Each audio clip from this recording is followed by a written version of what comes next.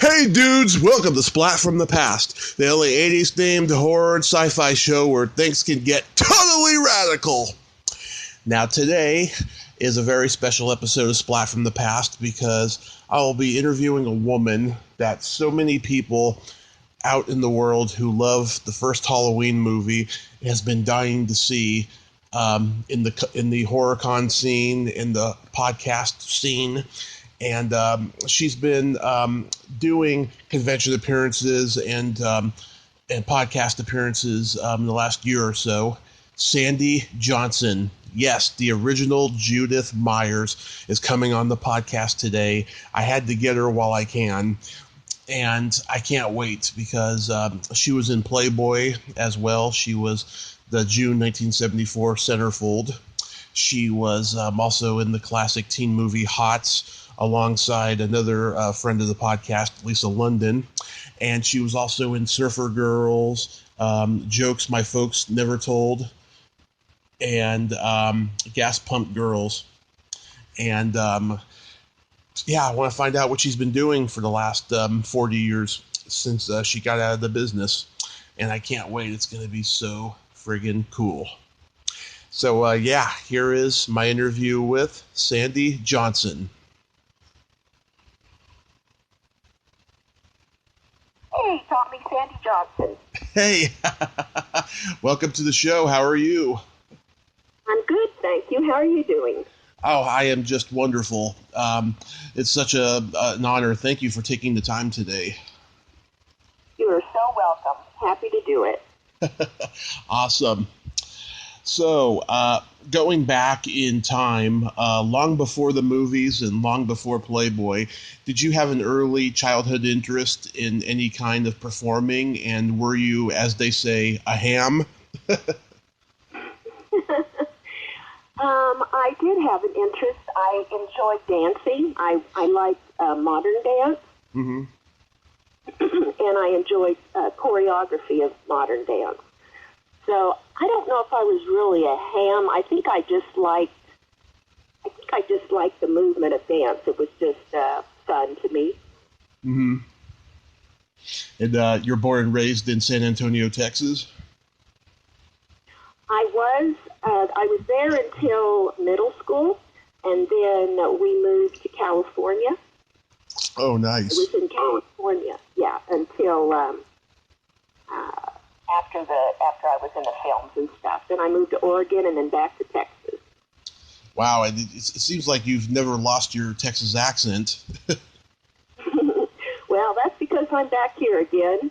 I did try and lose it for a while in California because all the kids made fun of it. Mm-hmm. So I tried to lose it, but I wasn't very successful. There's nothing wrong with it. It makes you, unique. It makes you stand out, when you're in California. This is true. Yes. I was reading, you attended Santa Monica Community College and then went back to Texas for your PhD. Were you studying dance? I was, actually, when I was at the college in California, I took a variety of things. I was very interested in landscape architecture, mm-hmm. and that's kind of what I was pursuing. I was also doing for fun a pantomime class because I thought pantomime was fun. Back to that movement thing, I always thought that was using your body for expression was a kind of interesting. Mm-hmm. I was also doing gourmet cooking. Oh, nice. Do you still do gourmet cooking? Not as much as I used to, but when I have time, yes, I do enjoy cooking.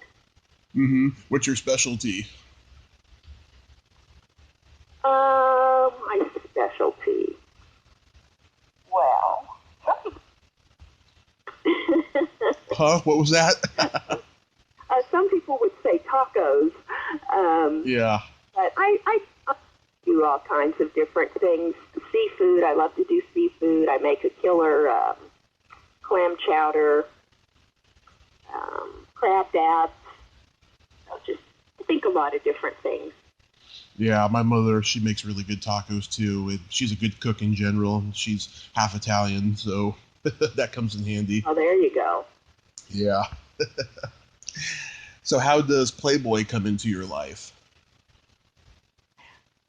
Playboy came into my life. My dad was very sick with cancer, and I was just like, working at fast foods and going to school, and obviously didn't have much money to help him. He wanted to go to Mexico to get a special treatment at the time. It's called Leotrel. You may have heard of it. It was made from peach seeds, and it was supposed to be helpful in the treatment of cancer. Mm-hmm. Had to go to Mexico to get it because it wasn't approved in the U.S.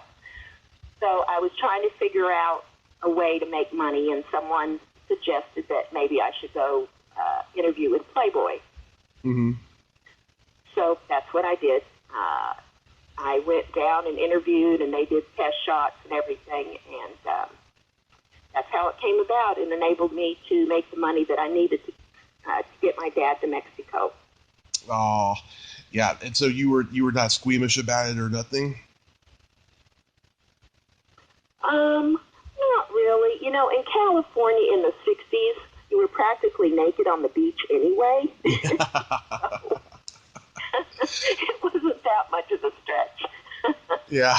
And the Playboy photographer, I had Mario Casilli, one of the all-time greats. Mm-hmm. So the photographers were wonderful. The sets were beautiful. They took very good care of you. So, yeah, no, it was fine.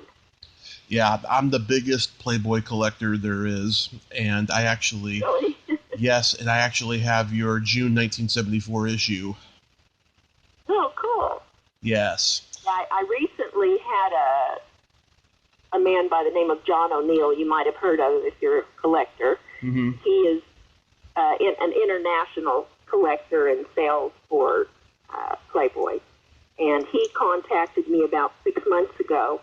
And so he's doing all my Playboy stuff now, handling photos, that were taken and getting them autographed and all that stuff. And so that's been a really good. He's super nice, and he's been doing it for like 40 years.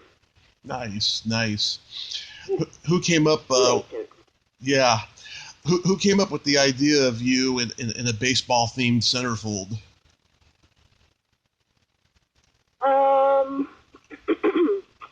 I don't remember. I'm assuming it was Playboy. It was a June issue, summertime. So people get out and, play and stuff. So I'm assuming it was kind of based on the time of year. Also, they considered me to have a wholesome look. And so everybody's favorite pastime, right? And wholesome at the time was baseball. So I guess that's probably what it was. Yeah, I love that hat that you wear with the S on it. Yeah, I mean it could mean your first name or something. That's true. I actually still have that hat. It's in terrible condition, but I still have it. Oh, it's good you still have it. It's a landmark. And you got to know Hugh Hefner? I did. Yeah, he had a lot of parties up at the mansion in California. He also, had a mansion in Chicago, which was his original mansion. And so as a playmate, you got invited to both of them at the time. So I got a chance, to meet him and lots of social events. He had a huge screen TV that he would put movies on and swim parties, and he had a zoo there. So there was lots of opportunities to, interact and stuff. It was fun. Yeah, because I've interviewed many women who were either Playboy centerfolds or Playboy bunnies, and many of them did not get to meet him, and that always disappoints me because I always want to know, what he was packing below. That I don't know. Yeah, because he wasn't a good-looking guy or anything. You'd have to be pretty, rich and have everything, to get as many girls as he did. Yeah, that's true. He had a very good personality, though. Yeah, he was funny and nice, and made people feel welcome and at home, and pretty laid back, really. So, but yeah, you're right. I'm sure he would have never had as many as he did, but he was definitely a nice guy. Oh, that's good. So how does acting come into the picture? Well, let's see. in middle school and high school, I got into drama, and along with the play production. So I did a lot of roles between middle school and high school. And then when I got out of high school, I went to some acting schools in Hollywood, and improv schools, and just that kind of stuff. And I was listed with the Playboy agency, and so I was always going out on interviews for both modeling and acting, and so that's how it came about. I was just working on my craft as well as working, and that's how I started getting jobs. And when you were booking all these acting jobs, did you study acting from anybody out there? I took not individual people, but I took a lot of courses. There was one at one of the studios, Paramount, or one of them had an acting class that I went to, every week. And in Hollywood, there's classes everywhere. So I was on a low budget. I couldn't afford super expensive coaching, but I certainly was finding schools and classes that I could afford to go to and get involved with. Nice. And was anybody famous in your class or later became famous?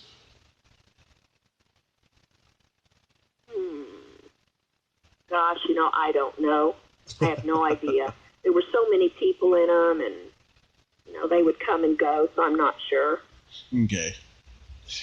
Your first movie was called Surfer Girls. I'd never seen this movie. What's it about, and what was it like filming? It was a terrible movie. It was supposed to be 3D. They really pressured me. I was very young. They pressured me to do things that I did not want to do, scenes that I didn't like, and it was one of those. They didn't take it to the point of Weinstein. They didn't rape me or anything, but it was just not a good situation. I was very uncomfortable there, not happy at all. Yeah, I was really glad that the film didn't make it. Yeah, I was reading that you were uncomfortable by how the filmmakers wanted to push the sexually explicit material and stuff. It was like borderline porn they wanted you to do. Yeah, it was just not attractive at all.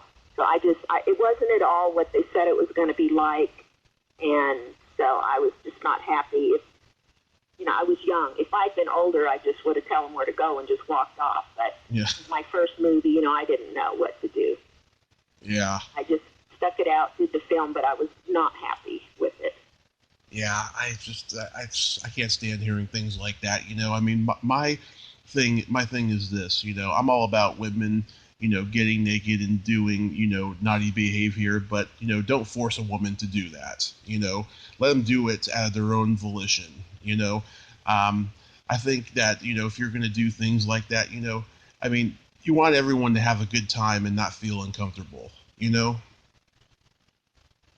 Absolutely. It's just so terrible, in the last couple of years, we've been hearing a lot of stories about stuff like that, unfortunately. But then, yeah. But then comes another movie I never saw, but a couple of my other podcast guests are in it. Jokes My Folks Never Told Me. Right. Jokes My Folks Never Told Me. At the time, of course, it was considered like cutting-edge humor, with the nudity and irreverence. Yeah, and of course today, when you listen to the jokes, they're not funny at all. Yeah. But at the time, it was just so outlandish, that, oh my gosh, she's naked and they're telling jokes and they're in bed together and, it's the farmer's daughter thing. And so it was a blast to make. The people that did the Wooleries and the people in the film were lots of fun. It was a lot of fun to make. But, like I said, at the time, people just thought the jokes were hysterical and all that. But today, it's very dated. Yeah. It was so fun to make. Yeah. Do you like dirty jokes? Yes. And what was funny is the reason why it reasons I got that, it was for the farmer's daughter. They wanted a Southern accent. Mm-hmm. So that was one time that it actually came in handy. Yeah. Yeah, I have a couple for you at the end of the interview. I've interviewed Raven Dela Cruz and Debbie Dutch, who was in this movie. Did you get to work with them? Yeah, we pretty much worked all together. It wasn't such a big movie, you know, that they shot like weeks on different sets and stuff. It was all pretty much together. Mm-hmm. And also a young Anthony Kiedis from the Red Hot Chili Peppers was in this, I see, as well as his father, Blackie Dammit.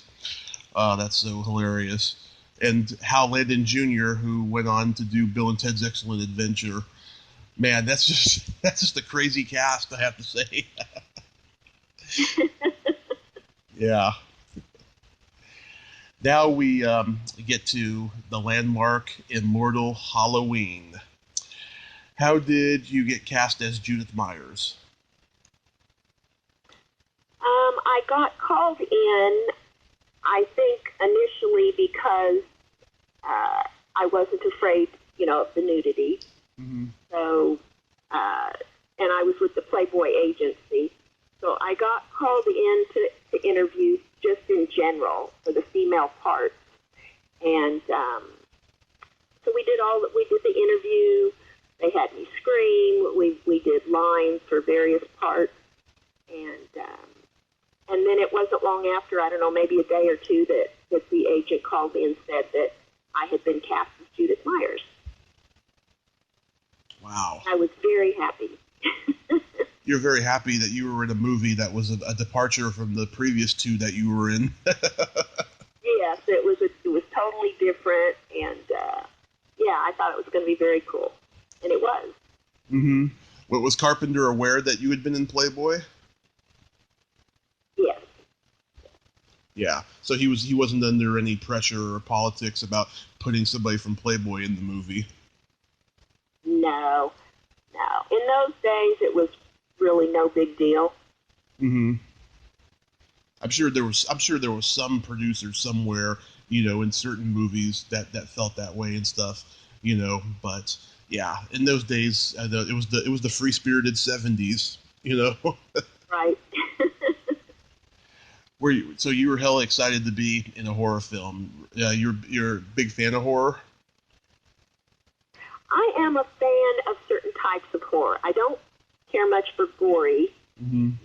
but I like ones that have a good story where there's stalking involved and lots of scares. I like the scares better than the blood. Yeah. You're into like ghost movies? I love The Shining. Yeah. I really like The Exorcist.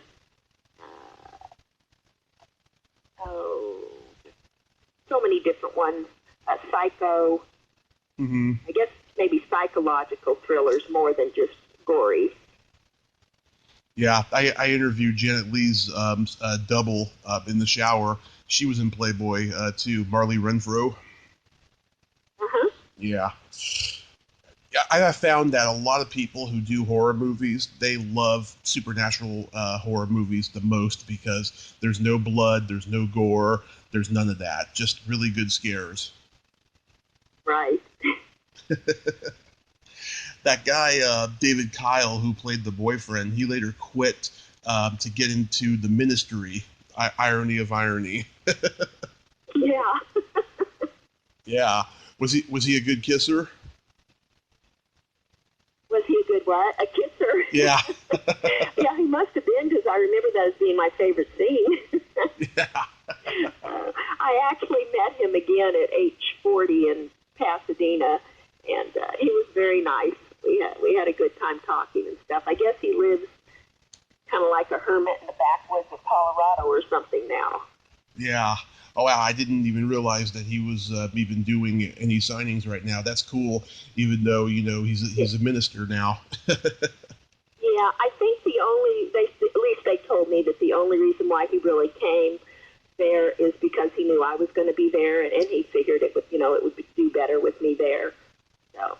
Oh, that's nice. Yeah, it turned out to be good. He was at the table next to me, so we got to visit, and it was a great show, awesome show. So, but he said at the time he probably wouldn't do any more, so I don't know if we'll see him again or not. Maybe at the 45th. Yeah, there you go. That's a possibility. Yeah. How was Carpenter? Go ahead. He had written a book. He gave it to me. I haven't had a chance to read it yet. Mm-hmm.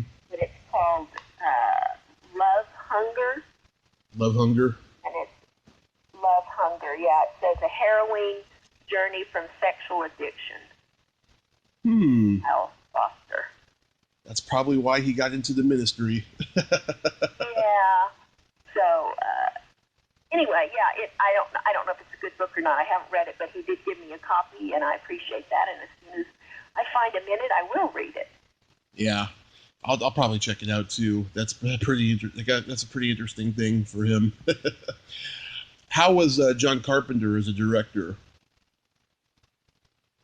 He was very nice, very serious. Mm-hmm. Kind of knew what he wanted. He was good at explaining what he wanted. Very supportive.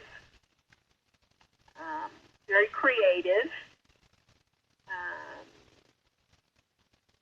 Yeah, he was very good. I loved working with him. Of course, I love what he's done. He's wonderful. Oh yeah, him. Great movie. Him and Deborah Hill, who passed a few years ago. She was on my list of people I wish I could have interviewed because she produced so many great movies that I love. She must have been great too.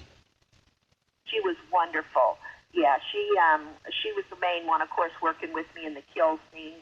Mm-hmm. And yeah, she would demonstrate, what she wanted, and was very passionate about it. Yeah, it was awesome working with her as well. Now, in your kill scene, was that Tony Moran playing Michael Myers? Actually, it was Deborah. Oh, really? Yeah. She was a Michael Myers? I didn't know Remember, that. He was a little kid, mm-hmm. and they didn't necessarily want a small child to be involved with that. So, okay, it was Deborah Hill with the knife. Wow, getting the knife and carrying it upstairs with the mat. That was all Deborah. Wow, I didn't even realize that. Yeah. That's crazy.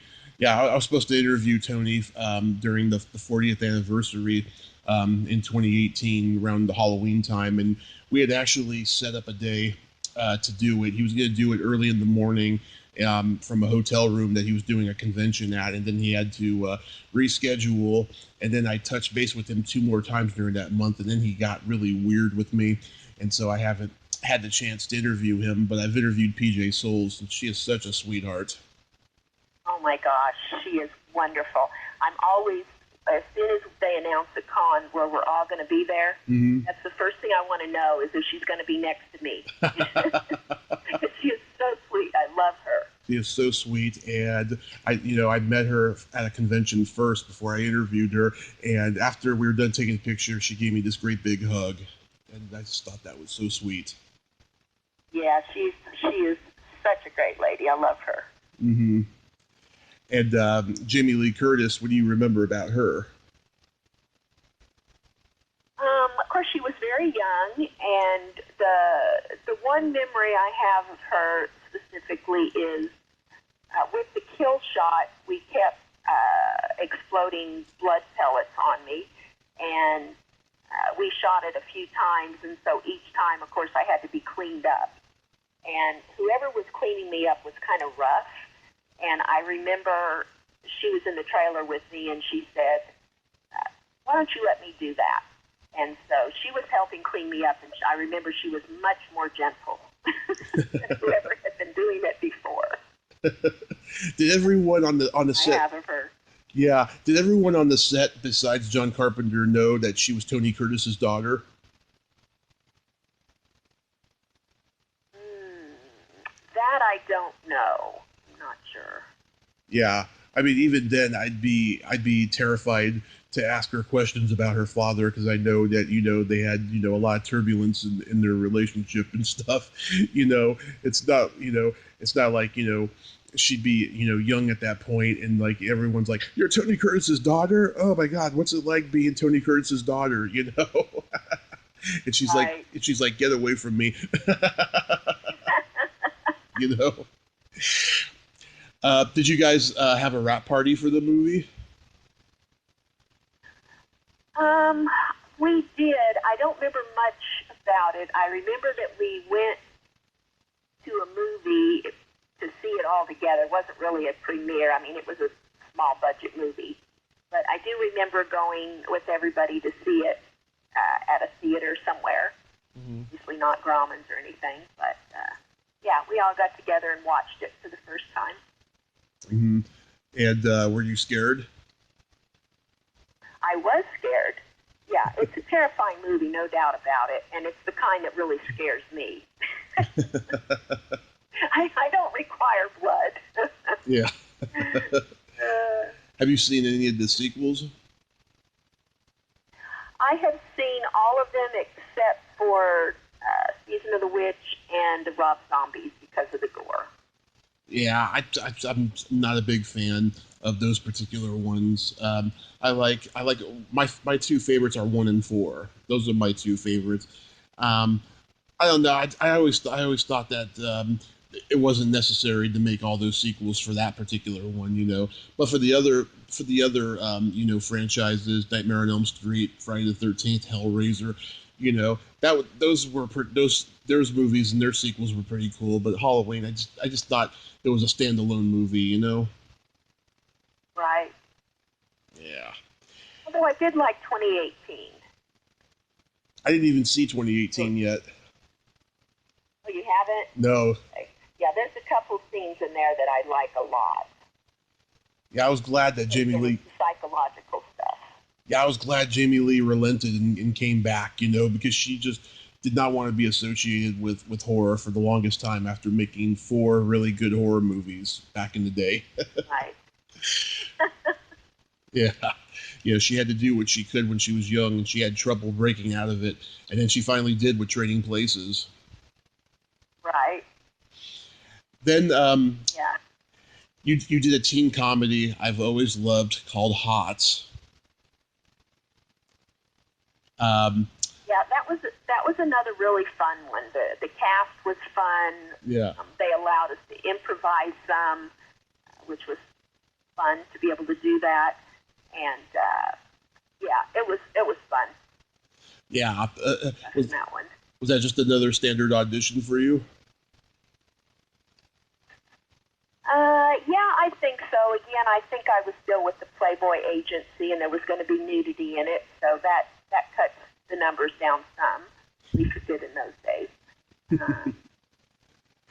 Yeah, I remember. Yeah. I remember I was like 13. My dad had been up late watching movies, and then I fell asleep. And then the next day he told me, he's like, after you fell asleep, I saw this movie on TV where Danny Bonaducci was in bed with a seal.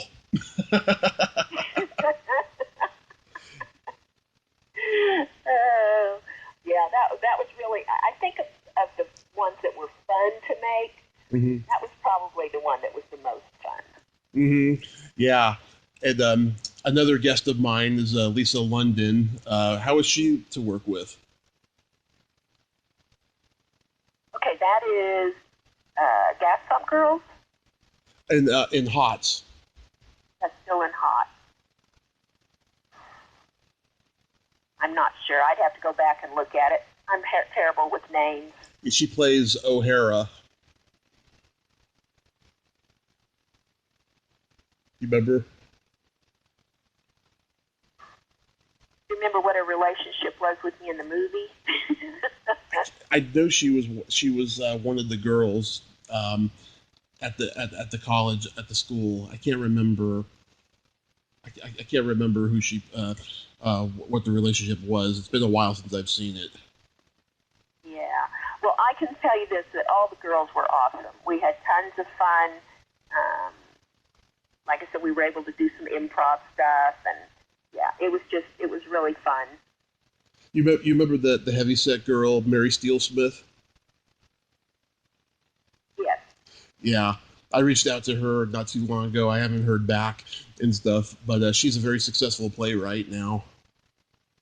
Wow, that's cool. Yeah. Then the last movie you did was Gas Pump Girls. Yeah, you were really getting cast in all these raunchy movies back then. Yeah, it's true. Well, they were fun to make. Yeah, I mean, yeah, Work. yeah. I guess working for the Playboy agency, it helped. Right. How was that Now, experience? that was another one. That was lots of fun to do too. Mm-hmm. I can't believe Joey Ross and Hunts Hall from the Bowery Boys is in it. I know, isn't that funny? Yeah, I'm sure. Yeah, that was a pretty funny cast. Yeah, I'm sure Joey Ross was in heaven because he married like 7 prostitutes in his life, and Oh my God. yeah, people would ask him. They would say, "Where did you meet your wife?" And he would say, "At work." Oh, that's funny. Yeah, you have any memory of him and Hunts Hall on the movie? Uh-huh. They were crazy. Yep. Very crazy. And Cheech Marin's wife, Ricky Marin, was in it too. Yes, she was awesome. We had the best time. We did a lot of stuff off the set, had dinner and stuff together and hung out. She was super nice. I liked her a lot. Yeah, was Cheech hanging around too? He wasn't. I don't remember him being on the set, but he went to dinner with us one of the nights, and so I did meet him a couple times. I just can't remember if he was actually on the set or not. Oh, nice. So what made you get out of acting? I got married and moved away. Just got married and moved away? You just really... I had lost both of my parents, and LA was getting really crowded and smoggy and depressing, and I thought, I'm just going to get away. And so, in the meantime, I got married, and we decided to move to Oregon. Mm-hmm. And I mean, you mentioned before, on Surfer Girls about all that terrible stuff that happened, but you never endured, misogyny or sexism in any of the other movies you made, right? Or Correct. Or any All the others were. The others were fun. The directors and cast, everybody was just fun and lighthearted and there for the right reasons. But you never went to an audition and there was, a casting couch situation. You were like, I gotta get out of here. Actually, there was one, but very famous person, so I'm not going to mention who it was. But yeah, I did have a situation like that. I did manage to get out of it, though. Oh, that's good. Yeah, that's terrible. That's really terrible. But for years after you got out and stuff, did people in wherever you were living recognize you from Halloween or any of the other movies? No one ever knew what I was doing. I never really talked about it because I was, going to school and wanted to be a teacher and all of those things, and they didn't necessarily go together. So I just never talked about it and moved on. Did your husband know who you were when you met him? After I met him, and we got serious, he did. Yeah. Oh, that's good. Otherwise, maybe he wouldn't have been able to separate, you from, the screen. Right. Yeah. Have your kids seen your movies? I mean, they probably have. I really didn't. Actually, my daughter-in-law found me on Facebook, professional page, and so that's kind of where it started for my kids to find out. So, yeah, they've probably seen them. Yeah, at least Halloween, because that's such a classic. Right. So, what made you come out of the woodwork and make yourself visible again in the horror community? I was sitting on the couch playing Words with Friends, Mm-hmm. and I got a private message from Rick Enriquez, and he asked if I was the Sandy Johnson that had played in Halloween. Mm-hmm. I mean, this message just came out of nowhere. I'm just like going, what? Yeah, I mean, it's been like 40 years since I've had this thought. And it turns out that he and several other agents actually had been looking for me for about 7 or 8 years. Mm-hmm. And they really wanted to find me before age 40, so they got super serious about it then. And he managed to track me down and talk to me and, via the phone. And then the next day we actually talked on the phone. And so he told me that I had a lot of fans and that Halloween was a really big movie, and kind of updated me on everything. Yeah. And so, anyway, he became my agent, and he's been doing a good job with it, and I'm having a blast. Oh, great. Yeah, I'm surprised I wasn't the one who found you first, because I have found so many people that disappeared and came on my podcast, and then within several months they had an agent, booked roles and conventions, and I'm still pinching myself because I can't believe I made a difference in my guests' lives of people that I grew up watching. It's so weird. That's very cool. Yeah. That's amazing. So your first convention was in Pasadena in October 2018? Yes. Yeah. Was that overwhelming? Did you get scared at all? No, I didn't get scared. I was, wow. I mean, I just went, oh my gosh. I mean, I hadn't even really ever heard of a horror convention. Mm-hmm. Comic-Cons I had heard of, but I had never been to one or really seen one or anything. But whenever he told me that there were horror conventions and that thousands of people would come, I was just like, really? So, yeah, I mean, the line was around the building. My line was as far as I could see. I mean, it was just nuts. But it was so much fun. I had the best time. The people were awesome. The fans were great. It was a total blast. I loved it. Yeah, you didn't put two and two together with the Comic-Cons and the horror cons. Not really, because I'd never been to one. Only because of TV had I ever even heard of a Comic-Con. Mm-hmm. Now you've reunited with the Halloween cast, but have you heard from John Carpenter? I met him at the premiere for 2018 because they used my kill scene in that as a flashback. Mm-hmm. And so they invited me to the red carpet and the premiere and all that, and I did say hello to him at the party. Mm-hmm. Was he very receptive? He was nice. I mean, he was very busy. I mean, it was a huge night for them. Mm-hmm. So I'm sure they were focused on the release of the film and all that. But yeah, he was nice. Yeah, he's been going around touring and doing on stage the scores for his movies and stuff. I almost went to go see him back in 2017 in San Francisco, but then I couldn't make it at last minute. But that would have been really cool just to hear him do Halloween theme and all those great scores that he's done. Right. Yeah. So do you want to get back into acting? I would love to get back into acting. The problem is I don't live in a location that's really conducive to that. Mm-hmm. So if I were to do any more acting, it would have to be for a film where they were just looking for me, because I don't live near a big city where I could really have a local agent and go to interviews all the time. Mm-hmm.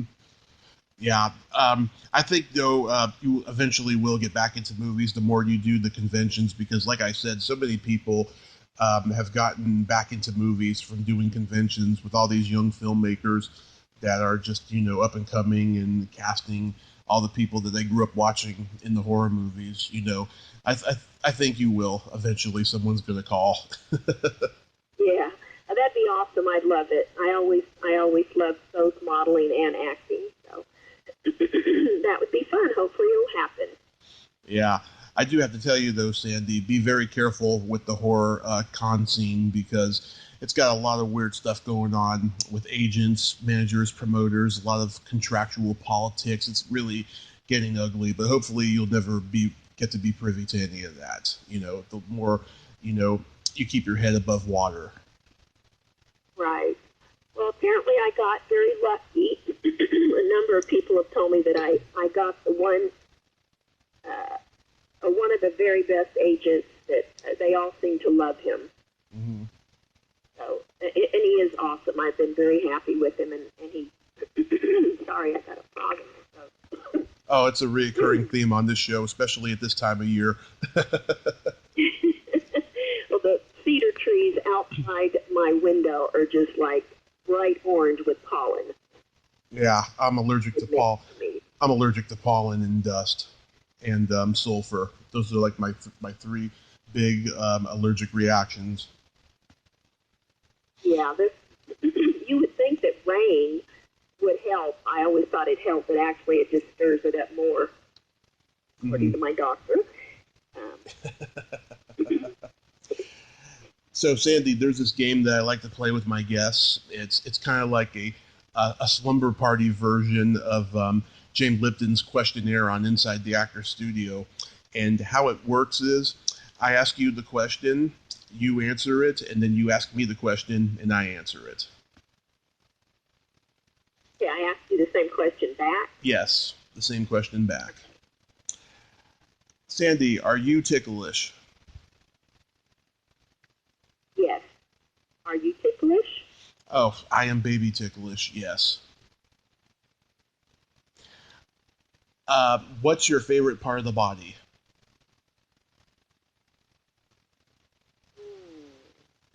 The eyes. The eyes. What's your favorite part of the body? I love the belly button. Yeah.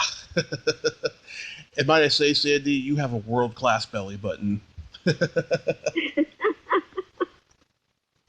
you. My pleasure. What color are your toenails painted? Red. What color are your toenails painted? They are not painted right now, but last time they were purple with sparkles. Ooh. Yeah. And then my favorite question, is there a stinky smell that just makes you gag? Ooh, stinky smell that makes me gag. Yeah, probably vomit. That's a popular one. Is there one that makes you gag? Yes, either farts or feet.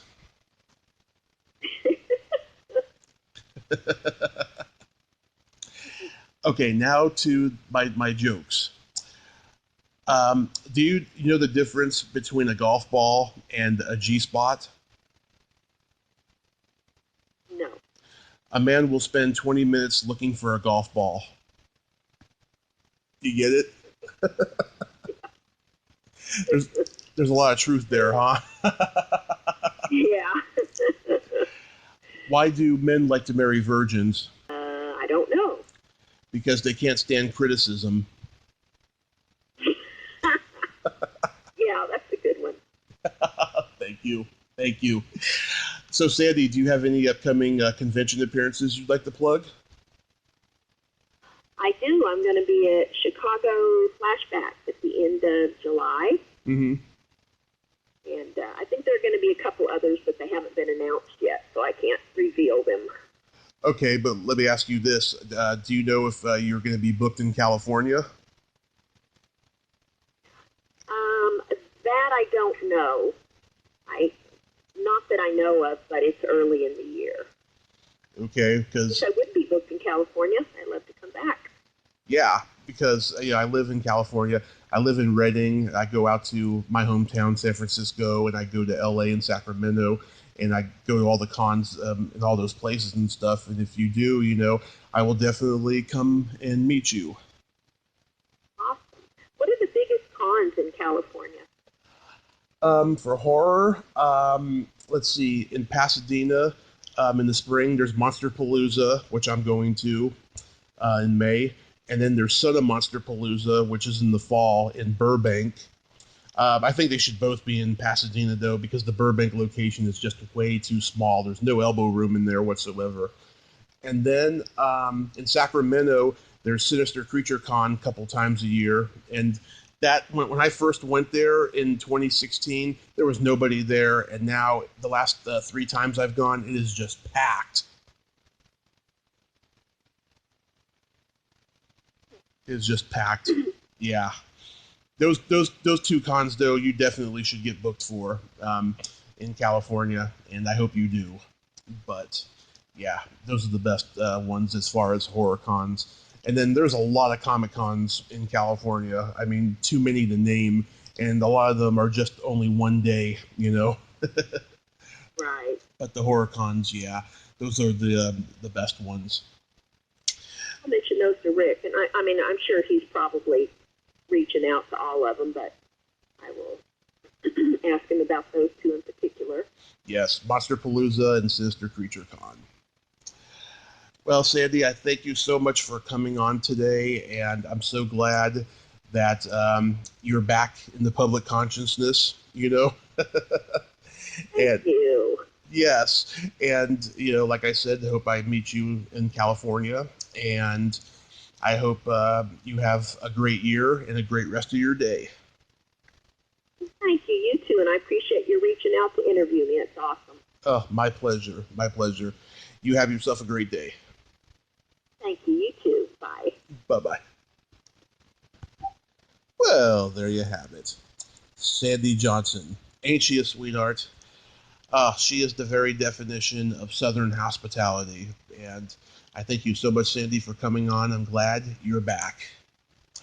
If you like this video, everyone, please subscribe to my YouTube channel. Add me as a friend on Facebook. Join my Tommy Kovac comedian page on Facebook. Follow me on Twitter and Instagram and all that fun stuff. Well, that's all the time we have this week on Splat from the Past. Until next time, this is Tommy Throwback Kovac saying, there's no shame in living in the past, because the present sucks. Later, dudes.